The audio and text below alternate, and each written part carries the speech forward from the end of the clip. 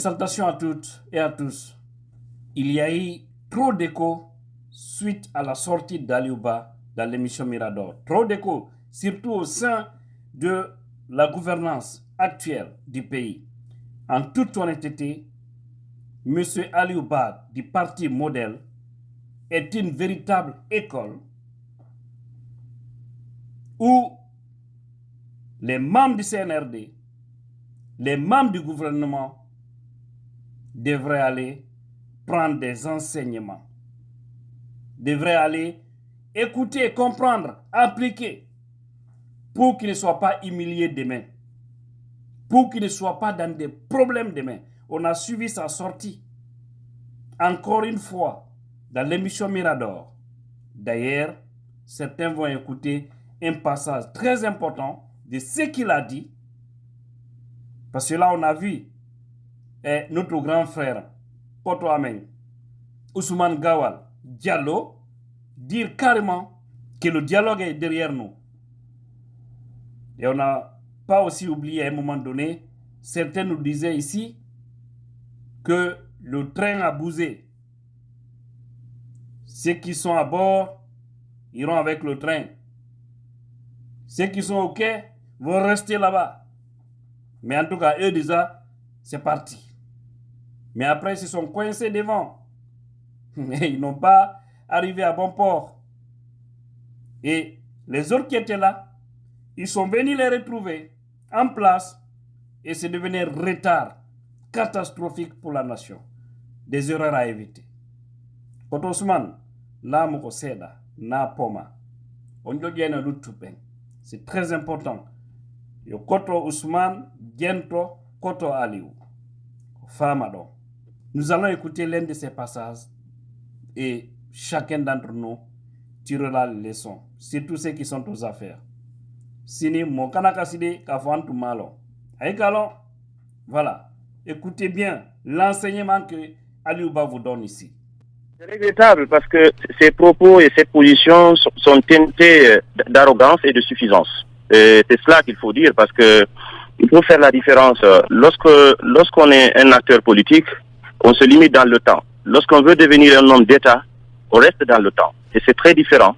Parce que lorsqu'on gère la chose publique, et Aboubacar, même un régime élu, fait très attention à la manière d'aborder des questions d'intérêt général. Même un régime élu.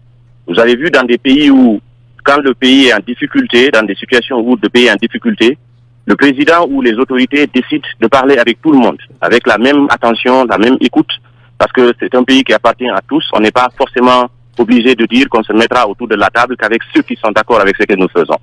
Alors, je crois qu'il y a un précédent qui doit nous enseigner. Et ce précédent, c'est avec l'ancien régime. Ceux qui disaient récemment, il y a quelques années de cela, ce n'est même pas lointain, et j'avais conseillé de tirer les enseignements de l'histoire. Malheureusement, cela ne se fait pas, on dirait.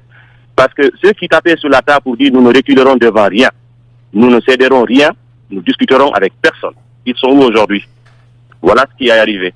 Et lorsqu'on décide de ne pas tenir compte de l'inclusivité, lorsque Alpha Condé et ses amis avaient décidé de faire le forcing pour le référendum, de faire le forcing pour le troisième mandat, ils l'ont fait. Ils l'ont fait, mais après, ça a donné quel résultat? Ça leur a rapporté quoi? Ceux qui empêchaient les gens de sortir, d'aller se soigner. Aujourd'hui, c'est eux qui ont des problèmes pour quitter le pays pour aller se soigner. Ceux qui contraignaient les gens à l'exil ou qui les mettaient en prison. Aujourd'hui, c'est eux qui sont en prison ou qui sont en exil. Vous pensez que quelqu'un peut empêcher cette roue de l'histoire de tourner? Non. C'est pourquoi il ne faut jamais soutenir l'injustice, quelle que soit la personne sur laquelle elle se commet, ou quelles que soient les circonstances. Même si c'est votre pire ennemi, lorsqu'il est victime d'injustice, vous devez le soutenir. Parce que ça peut vous se retourner contre vous. Ouais. On ne gère pas un pays avec de la suffisance, on ne gère pas un pays avec de l'arrogance. Parce que vous sentez maintenant de l'arrogance, de la suffisance, comme si vous êtes élu. Même si vous êtes élu, ce n'est pas de cette façon que vous devez vous comporter. Encore moins, vous n'êtes pas élu. Une transition militaire, elle n'est pas issue de la volonté de la population. Elle n'est pas le choix des gens. Et lorsque vous êtes là, quels sont les indicateurs que vous avez que vos actions sont déjà... il y a une adhésion à vos actions. Vous n'en avez pas. En dehors de ce que les courtisans vous disent dans vos bureaux, que tout le monde est d'accord avec vous, mais comment vous l'évaluez? Vous n'avez pas un élu maire, vous n'avez pas un député, vous n'avez pas un président. Vous ne pouvez pas le savoir. Parce que Aboubacar, il y a un certain nombre d'erreurs qui ont été commises dans les approches. La première, elle est essentielle. Il y a une fixation sur les personnes des leaders politiques. Alors qu'on ne se rend pas compte que derrière chaque leader politique, il y a une frange de la population qui s'y retrouve. Oui. Lorsque vous dites que vous vous en foutez de ce que tel et tel peut penser, ça veut dire que tous ceux qui se reconnaissent en lui se sentent automatiquement exclus du processus. Et c'est très grave, parce que derrière, vous faites la transition pour qui? Pour ces populations-là. On peut vouloir éliminer Cellou Dalein, on peut vouloir éliminer Sidya Touré, on peut vouloir éliminer Aliouba, on peut vouloir éliminer je ne sais pas qui d'autre. Mais après ces populations-là, on ne peut pas les éliminer tout de suite. Elles ne se reconnaissent pas dans ce qui se fait. Et là, ça crée un problème, parce que ceux-là, ils auront un mot à dire, parce que c'est de la démocratie, il s'agit. Alors, la deuxième erreur, c'est de continuer de mettre les gens en prison sous contrôle judiciaire du 2 poids 2 mesures.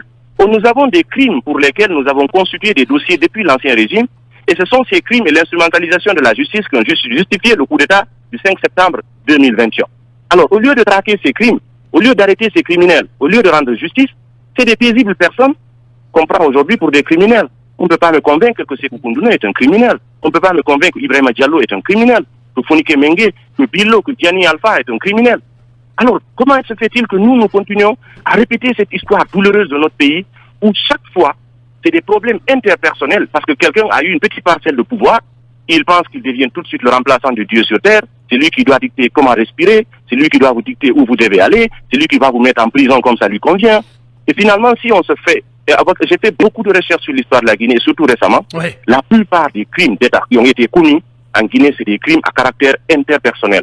Voyez ce qui est arrivé à Fodeba Keïta, voyez ce qui est arrivé à Diawadou Bari, voyez ce qui est arrivé à Diara Traoré, voyez ce qui est arrivé... des cas les plus récents. Ce sont des gens assis dans leur bureau qui n'aiment pas la tête de tel, parce qu'il dit ceci, parce qu'il ne fait pas cela, et tout de suite, ça vous donne le droit de l'envoyer en prison. On a vu ce qui est arrivé à Diallo Telli. Mais on va continuer comme ça avec notre pays. Ceux-là, ils sont là pour un temps. Dans un moment, ils vont quitter. Mais qu'est-ce qui adviendra d'eux? Ceux qui vont venir, c'est comme ça, ils vont les traiter aussi. Il faudrait bien qu'on fasse attention. Ouais. Il faudrait qu'on fasse attention, ça ne doit pas continuer comme ça.